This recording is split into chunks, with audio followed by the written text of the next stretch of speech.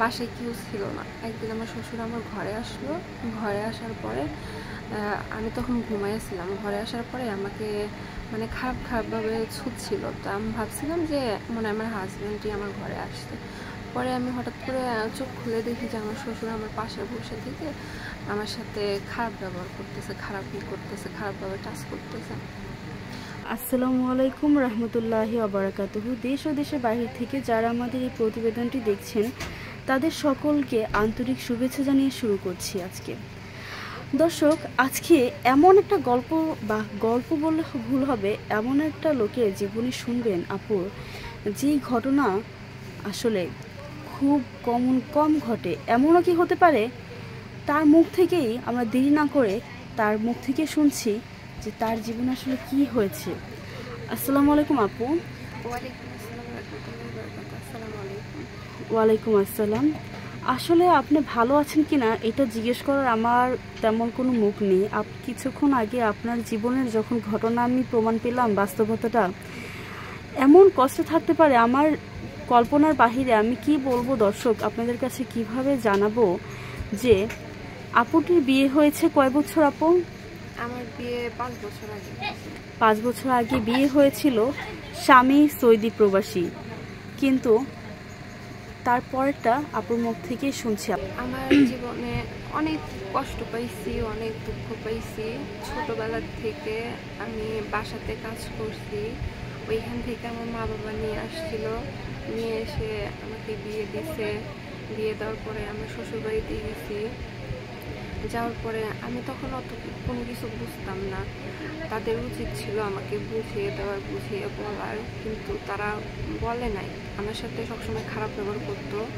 তারপর আমার হাজব্যান্ডের যদি আমি বলতাম যে আমার সাথে আপনার মা বাবা এরকম খারাপ ব্যবহার করে, তো এটার জন্য আপনি কিছু বলেন না কেন, সে উল্টে কোনো কিছু বলতো না, আমাকে আরও মারতো, আমাকে অনেক মারধর করতো। তো এভাবেই দিন যাচ্ছিল। যেতে যেতে একদিন আমার শ্বশুর বাসায় কেউ ছিল না। একদিন আমার শ্বশুর আমার ঘরে আসলো। ঘরে আসার পরে আমি তখন ঘুমাইছিলাম। ঘরে আসার পরে আমাকে মানে খারাপভাবে ছুঁচ্ছিল। তো আমি ভাবছিলাম যে মনে হয় আমার হাজব্যান্ডই আমার ঘরে আসছে। পরে আমি হঠাৎ করে চোখ খুলে দেখি যে আমার শ্বশুর আমার পাশে বসে থেকে আমার সাথে খারাপ ব্যবহার করতেছে, খারাপভাবে টাচ করতেছে। তো আমি চিল্লাইয়া আমার শ্বশুরকে ধাক্কা দিয়ে ফেলে দিয়ে আমি চিল্লাইয়া ঘর থেকে বের হয়ে আসছি। কিন্তু বাসার ভিতর কেউ ছিল না, তো কাউকে আমি বলতেও পারি নাই। যখন আমার শাশুড়ি বাসায় আসছিল তখন আমার শাশুড়িকে বলছি। বলার পরে সে হলো উল্টে আমাকেই দোষ দেয়। আমার শ্বশুর এমনভাবে কান্নাকাটি করে এমনভাবে বলতেছিল, মানে আমাকেই সবাই দোষ দিচ্ছিল। পরে আমার শাশুড়িও সে সময় আমাকে মারছিল। ঘুমন্ত অবস্থায় আপনার শ্বশুর আপনাকে অশ্লীলভাবে স্পর্শ করত, আপনার সাথে হচ্ছে মানে খারাপ কিছু হচ্ছে সেক্সুয়াল হ্যারাসমেন্ট যাকে বলে, সেই হ্যারাসমেন্ট করতো এবং হচ্ছে আপনাকেই ব্লেম করতো। আপনি কেন কমপ্লেন করলেন? আপনি মুখ কেন বন্ধ না রাখলেন? হ্যাঁ, যখন আমার শাশুড়ি বাসায় আসতো সে এমনভাবে কান্নাকাটি করে বলতো, মানে সব দোষ আমার, আমি কি ভুল করছি। এরকম করে দিন যাচ্ছিল। সেদিন তো গেল। সেদিন যাওয়ার পরে আমার স্বামী বাসায় আসছিল। আসার পরে তাকে আমি বলছি। বলার পরে সে হলো যে আমাকে অনেক ধরে মারছে। মারার পরে যে একটা স্টিলের একটা গ্লাস ছিল, সেই গ্লাসটা পুরায়া আমাকে এখানে পুরাই দিছিল। এখানে পুরাই দিছিল। তারপর আরো অনেক মারের চিহ্ন আছে, সেগুলো তো আমি দেখাতে পারবো না। অনেক ক্ষত চিহ্ন আছে। তো এগুলো আমি কাউকেই বলতে পারতাম না। যদি বলতাম আমাকে আরো বেশি বেশি করে মারধর করতো, অনেক জ্বালা যন্ত্রণা করতো। পরে সেভাবে দিন চলে যাচ্ছিল। পরে হঠাৎ একদিন হলো আমার শ্বশুর আমার ঘরে আসছে। এসে আমাকে বলতেছে যে মা, তোমার সাথে তো আমি মা করেই কথা বলি, তো তুমি যদি আমার কথা মতো চলো তাইলে তুমি এই বাড়িতে সংসার করতে পারবে, আর যদি আমার কথা না শোনো তাহলে কোনোদিনও সংসার করতে পারবে না, আমার ছেলে তোমাকে কোনোদিনও রাখবে না। তো আমি বললাম যে আব্বা, আপনি এমন কাজ করলে পারে যে আমি এই বাড়িতে থাকতে পারবো, তাছাড়া থাকতে পারবো না। সে বললো যে আমার সাথে তুমি শারীরিক সম্পর্ক করবা, তাইলে তুমি আমাদের এই বাড়িতে সুখে সংসারে থাকতে পারবা, রাজরানীর মতন থাকতে পারবা, কোনো কিছু দুঃখ পাবা না, আমার ছেলে তোমারে কখনো ধরে মারবে না, ওটা করবে না, সেটা করবে না, এইসব বলতেছিল। তো পরে আমি তখন আবার আমার অনেক রাগ হয়ে গেছিল। তো তখন আমি জুতা নিয়ে আমার শ্বশুরে মানে মারি নাই, কিন্তু জুতা মুখের কাছে ধরছিলাম। উঠাইছেন আর কি? হ্যাঁ, উঠাইছিলাম। উঠানোর পরে সে আরো উল্টা আমাকে মারছিল, চর মারছিল। চর মেরে আমাকে হলো বিছানায় ধাক্কা দিয়ে ফেলে দিয়ে আমার সাথে জোর জবরদস্তি করতে নিছিল। পরে আমি অনেক চিল্লাচিল্লি করে কান্নাকাটি করে। বাড়িতে কি কেউ ছিল না? না, বাড়িতে সারাক্ষণ কেউ থাকতো না। সে হলো নাইট গার্ডের চাকরি করতো। আপনার স্বামী? না, আমার শ্বশুর। আচ্ছা আচ্ছা। নাইট গার্ডের কাজ করতো। তো সারাদিনে ঘুমাইতো আর রাত 8টার সময় নাইট গার্ডের কাজ করার জন্য যাইতো। আচ্ছা। তো ওই সারাদিন সে ঘুমাইতো, সারাদিন কেউ বাসায় থাকতো না। তো এরকম করে আমার সবসময় ইয়ে করতো। করার পরে আমি আমার শাশুড়িও বলতাম, আমার হাজবেন্ডের বলতাম, কিন্তু ওটা আমার অনেক মারধর করতো। আপনার সেই মুহূর্তে মানসিক অবস্থাটা কেমন ছিল যে যে আপনার স্বামী, তার বাবা আপনার সাথে এমনভাবে মানে ব্যাড টাচগুলো করতেছে, আপনি তা মেনে নিতে পারতেছেন না? আপনি তো তাও বেঁচে আছেন আপু। এর জায়গায় যদি অন্য কোনো মেয়ে হতো, আপনি যে বেঁচে আছেন এটাই সাব্বাস, আপনাকে সেলুট জানাই আপু। একদিন এরকম মানে একবারে অনেক খারাপ কিছু মানে তখন আমি হলো কাপড় পরে থাকতাম। আমার শ্বশুর শাশুড়ি আমার কেউ জামা কাপড় বানায় দিত না। তো আমি কাপড় পরে থাকতাম, তো পেটিকোট পরা থাকতো। তো একদিন আমি অনেক ঘুমিয়ে আসছিলাম, তখন আমার জ্বর ছিল। জ্বরের ভিতরে অনেক ঘুমিয়েছিলাম। পরে সে আমার ঘরে এসে আমার কাপড় উপর দিকে তুলছে। তোলার পরে সে হলো আমাকে খারাপ ইয়ে করতে চাইছিল। তো তখন আমি তারে মানে অনেক জোর জবরদস্তি করতেছিল, অনেক ইয়ে করতেছিল। সেই সময় তার লুঙ্গিও ছিঁড়ে গেছিলো, আবার শার্টটাও ছিঁড়ে গেছিলো। ছিঁড়ে দেওয়ার পরে সেই সময় আমার শাশুড়ি হলো বাসায় চলে আসছিলো। এসে দেখে যে আমরা দুজন হাতাহাতি পারাপারি করতেছিলাম। তো আমার শ্বশুরকে আমার শাশুড়ি কিচ্ছুই বলে না, যা বলার সব আমারই বলছে। আবার তার বড় ছেলেরে তারপরে আমার হাজবেন্ডের ফোন দিয়ে নিয়ে আসছিল। নিয়ে আসার পরে তাদেরকে বলতেছিল যে দেখ, তোর বউ তোর বাবার সাথে এরকম করতেছিল, তোর ভাত খাইবো না তাহলে এরকম করার কি দরকার? তার মা বাবার ফোন দিয়ে খুব যে আমি এর ভাত খাবো না, আমি এখান থেকে চলে যাবো, তাহলে শ্বশুরকে নিয়ে এত খারাপ ইয়া করার কি দরকার আছে? তো আমার কথা কেউ বিশ্বাস করতেছিল না, উল্টা আমাকে অনেক মারধর করছিল। খুব সেদিন কি বলবো, অনেক অনেক অনেক মারধর করছিল। আমি 6 দিন হসপিটালে ভর্তিও ছিলাম। 6 দিন হসপিটালে ভর্তি আপু? হ্যাঁ, 6 দিন হসপিটালে ভর্তি ছিলাম। থাকার পরে ওইখান থেকে 6 দিন পরে আমাদের বাড়িতে যাইতে চাইছিলাম, কিন্তু যাইতে দেয় নাই। ওইখান থেকে তাদের বাড়িতে নিয়ে আসছিল। আপনাকে কিভাবে মারধর করছিল যদি একটু বর্ণনা করতে পারতেন? মানে হলো আমার শাশুড়ি ধরে রাখতো আমাকে, আমার শাশুড়ি আমার হাত ধরে রাখতো, তার ছেলে ধরে আমাকে মারতো। হ্যাঁ, অনেক সময় কি করতো, একটা গাছ ছিল, ওই গাছের লগে আমার বাঁধতেও রাখতো। অনেক সময় গাছের সাথে বেঁধে মারতো ঘরের বউকে, যাতে হচ্ছে যে আপনার শ্বশুর আপনার উপর শারীরিক সেক্সুয়াল অ্যাবিউজ করতে চাচ্ছ, শারীরিক সম্পর্ক করতে চাচ্তো। হ্যাঁ, আপনি সেটা প্রকাশ করতেন বা বাধা দিতেন। হ্যাঁ, তার জন্যই মানে আমাকে ইয়ে করতো, মানে আমি অনেক কান্নাকাটি করতাম, অনেকই করতাম, খাইতেও দিত না। মানে তাদের হিসাবটা এরকম দ্বারা যায় না যে শ্বশুরের সাথে শারীরিক সম্পর্ক করতেছেন না দেখে শাশুড়ি এবং ছেলে ধরে মারতেছে। যদি এরকম কিছু করতাম তাহলে তারা নাকি আমাকে অনেক ভালোবাসতো। তাহলে আজকে আপনার সংসার শান্তির অভাব থাকতো না, ওদিকে রাজরানীর মতন থাকতে পারতাম, রাজরানীর মতন। তাই আমাকে বলতো। হ্যাঁ, তো এরকম করতো। করার পরে কি তারপরে হলো আমি আমাদের বাড়িতে জানাইছিলাম। জানার পরে তারা বলে যে না, এগুলো সব মিথ্যে কথা। ও হলো আমার ছেলের ভাত খাবে না, তার জন্য এরকম মিথ্যা কথা বলে। তারপরে হলো নেশাও করতো, এই যে আটা না কি যেন বলে, সেগুলো খাইতো, গাঁজা খাইতো। খায়া আসতো রাত্রে, অনেক রাত্রে আসতো। আইসা দেখতো যদি আমি ঘুমাইতেছি, আমার চুল ধরে বিছানার থেকে ফাইলা দিয়ে আমার লাইতে বলতো, তুই আমার সাথে শুইতে পারবি না, ওটা করতে পারবি না, তুই বাইরে বসে থাকবি। মানে ছেলে বিছানা থেকে ফালা দেয় আর শ্বশুর এসে বিছানায় এসে পড়ে। তাহলে এমন একটা পরিস্থিতির মধ্যে আপু, মানে আমার একটাই প্রশ্ন, আমি নিজে বা যে কোনো মেয়ে যদি আপনার জায়গায় অবস্থান করে এই আপনার পজিশনটা চিন্তা করে, তাহলে কিন্তু তার মনে হয় অনেক আগেই মারা যেত।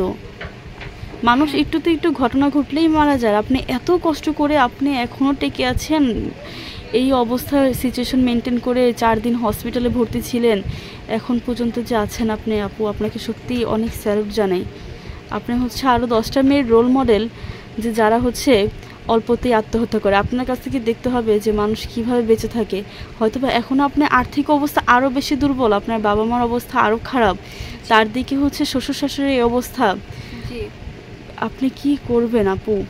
আর এখানে আল্লাহ ছাড়া কেউ বাঁচানোর উপায় নাই। আল্লাহ আপনার কাছে আমি নিজে হচ্ছে দোয়া করতেছি আপুটার জন্য, এতদিন যেহেতু বাঁচিয়ে রাখছেন, তাকে সুখের মুখ দেখানো পর্যন্ত আপনি তাকে অপেক্ষা করান, সে জানি জীবনে সুখ করে যেতে পারে। আমার মনে হয় না যে ছোটবেলা থেকে সে কখনো শান্তিতে বড় হয়েছে। বাবার বাড়িতে এত কষ্ট করে বাসায় কাজ করে বড় হয়েছে, শ্বশুর বাড়িতে এই শ্বশুরের হচ্ছে শারীরিক সম্পর্ক করতে চাচ্ছে, স্বামী হচ্ছে তার সাপোর্টে নাই, এবং হচ্ছে এত নির্যাতন করছে। তার হাতটা যদি আবারও হচ্ছে আমি আপনাদেরকে দেখাই, তাহলে বুঝবেন শুধুমাত্র হাত না, তার শরীরে এমন অনেক জায়গা আছে যেখানে আপনাদের দেখানো সম্ভব না, যে ক্ষত বিক্ষত করে হচ্ছে তাকে কিভাবে মানে একটা মেয়েকে হয়েছে। আপনি হচ্ছে কোনো মামলার দিকে যান নাই, তাদের হচ্ছে কোনো শাস্তি দেওয়ার চিন্তা ভাবনা করেন নাই? হ্যাঁ, চাইছিলাম, কিন্তু হলো পারি নাই। আমাদের অত টাকা পয়সা, অত আর্থিক অত টাকা পয়সা নাই, নাই, তার জন্য সেটা ভেবে করি নাই। আর হলো আমার মা বাবাও করে নাই। হ্যাঁ, তারপর আমার পেটে একটা তখন বাচ্চাও ছিল। আমার পেটে হলো 3 মাসের একটা বাচ্চা ছিল। তো আমার পেটে লাত্তি মারছিল, মারার সময় পেটে অনেক জোরে লাত্তি মারছিল, তো তার জন্য বাচ্চাটাও নষ্ট হয়ে গেছে। নষ্ট হয়ে গেছে। তারপরে আমাকে দোষ দিছে, সেই দোষটাও আবার আমার উপরে দিছে যে আমি নাকি তার সংসার করবো না জন্য, তার জন্য আমি বাচ্চা নষ্ট করে ফেলছি। আপনার পেটে বাচ্চা ছিল, সেই অবস্থা মারধর করে আপনার হচ্ছে বাচ্চা নষ্ট করে ফেলছে, সেই দোষটাও সম্পূর্ণ আপনারই দিয়েছে। এরা কি মানুষ নাকি অমানুষ? 3-4 দিন পর্যন্ত, 5 দিন পর্যন্ত না খায়া থাকছি। তারা আমার সামনে বয়ে বয়ে ভাত খাইছে, কিন্তু আমারে খাইতে দেয়নি। 5 দিন আপনাকে না খাওয়া রাখছে? আমার সামনে তারা খাইছে। আমি যদি বলছি যে মা আমারে 4টা ভাত দেন, আমার খুব খিদা লাগছে, আমি কয়েকদিন ধরে খাই না, আর অনেক বকাঝকা করতো, মানে খারাপ খারাপ কথা বলতো যে ওইখানে যা ভর্তি হতে পারিস না, ওইখান থেকে টাকা কামাই করে নিয়ে এসে খাইতে পারিস না, তোর জন্য কি আমরা কি তোর জন্য কি ভাত কি ইয়া করে আনবো, ওটা করে, মানে অনেক ধরনের কথা বলতো, অনেক বকাঝকা করতো, খারাপ খারাপ কথা বলতো। আর বলতো যে কি আমার স্বামীর উপরে, আমার স্বামীরে খারাপ দোষ দিস, ওটা করিস সেটা করিস, আমার স্বামী তোর কাছে শুতে চায়, ওটা করতে চায় সেটা করতে চায়, মানে অনেক নানান ধরনের কথা বলতো আর কি। এসব বলে আমার ইয়া করতো। আর আমার শাশুড়িও আমাকে অনেক অনেক মারতো। আমার স্বামীর কথা তো বাদ দিলাম, কিন্তু আমার স্বামীও মারতো, আমার শাশুড়িও আমার অনেক মারতো। আমি কি বলবো। তো এরকম করে মারতে মারতে, হ্যাঁ, আমার চুল পর্যন্ত কেটে দিয়েছিল। আমার চুল কেটে একদম ছোট ছোট করে দিয়েছিল। আমার অনেক বড় বড় চুল ছিল, চুলগুলো কেটে অনেক ছোট ছোট করে দিয়েছিল, ছেলেদের মতন করে। এটা তো একদম সিনেমাকেও হার মানায়। আমি সারা জীবন শুনে আসছি বা বিভিন্ন জায়গায় দেখে আসছি, আজকে আমি আপনাকে বাস্তব দেখলাম যে আসলে এই বাস্তবে হচ্ছে মানুষ এতটা কষ্ট করে, এতটা ত্যাগ স্বীকার করে। আসলে মানে আমি কথায় কথায় হাইসা হাইসা কথা বলি, তো তার জন্য না কেউ আমার কথা বিশ্বাস করে না যে আমি এটা সত্যি বলি না মিথ্যা বলি, কেউ আমার কথা বিশ্বাসই করতে পারতো না। তারপরে ইয়াও করতো, আমাকে বলতো যে তুই ফাঁসি নিয়ে মরে দিতে পারিস না। আমার গলাতে রশি দিয়ে আটকায়া ইয়াও করতো, চিহ্নও ছিল, এখন চিহ্নগুলো মুছে গেছে, কেটেও গেছিল গলাতে, মানে অনেক ধরনের কষ্ট দিত, খুবই কষ্ট দিত। শীতের দিনে মাটিতে ঘুমাইতে হইতো, কোনো কাঁথা দিতে চাইতো না, কোনো কিছু দিতে চাইতো না, অনেক কষ্ট করছি জীবনে। এরা কি মানুষ? এমন লোকও কি পৃথিবীতে আছে? দর্শক কি বলবো, এদের বিচার কে করতে পারবে আমি জানি না। আল্লাহ তাআলা ছাড়া এদের বিচার করার কেউ নাই। এই যে আপুটার তার বাবা মা অসহায়, এবং হচ্ছে সে একজন অবলা নারী পেয়ে তার শ্বশুরবাড়ির যে ঘটনাটা, এর থেকে আরও অনেক ঘটনা আছে দর্শক তার ভিতরে, যেগুলো বললে আসলে আমাদের রাত কাভার হয়ে যাবে, কিন্তু তার ঘটনা আমরা শুনতেই মানে শেষ করতে পারবো না। এতটা নির্মমভাবে এই মেয়েটা নির্যাতিত হয়ে কিন্তু কোনো হচ্ছে তাদের বিরুদ্ধে পদক্ষেপ নিতে পারেনি। কারণ পদক্ষেপ নিতে গেলেও তাকে টাকা খরচ করতে হবে। যেখানে তাদের দুবেলা খাবারের কষ্ট, সেখানে টাকা খরচ করে হচ্ছে তাদের শাস্তি দেওয়া, সেই ক্যাপাবিলিটি তাদের মধ্যে নাই। কিন্তু শাস্তি যাই হোক আল্লাহ দিবে, যাই করার আল্লাহ করবে। কিন্তু আপনাদের কাছে একটাই আকুতি মিনতি করছি দর্শক, কোনো যদি সহৃদয়বান ব্যক্তি আপুটির পাশে দাঁড়ান, তাহলে হয়তোবা আল্লাহ তাআলা হচ্ছে এই আপুটির পাশে দাঁড়ানোর উসিলায় আপনাদের জীবনে হচ্ছে অনেক উন্নতি কামনা করতে পারে, আল্লাহ মাবুদ ভালো জানে। কিন্তু আমরা সবসময় চেষ্টা করব এতটা বিপদগ্রস্ত মানুষের পাশে যদি কারো একটু হয় তার পাশে দাঁড়ানো, তার দয়া করে হচ্ছে আপুটির পাশে একটু দাঁড়ান। তার সাথে হচ্ছে তার মানসিক এরকম অবস্থা, সে যে বেঁচে আছে আলহামদুলিল্লাহ, কিন্তু সে এখন বর্তমানে আপনার আর্থিক অবস্থাটা কেমন, আপনি কিভাবে চলতেছেন? সে আছে বাবার কাছে, বাবা মা আরও আছে 3 বোন 4 বোন। তো আপনার আর্থিক অবস্থা এখন কেমন যাচ্ছে?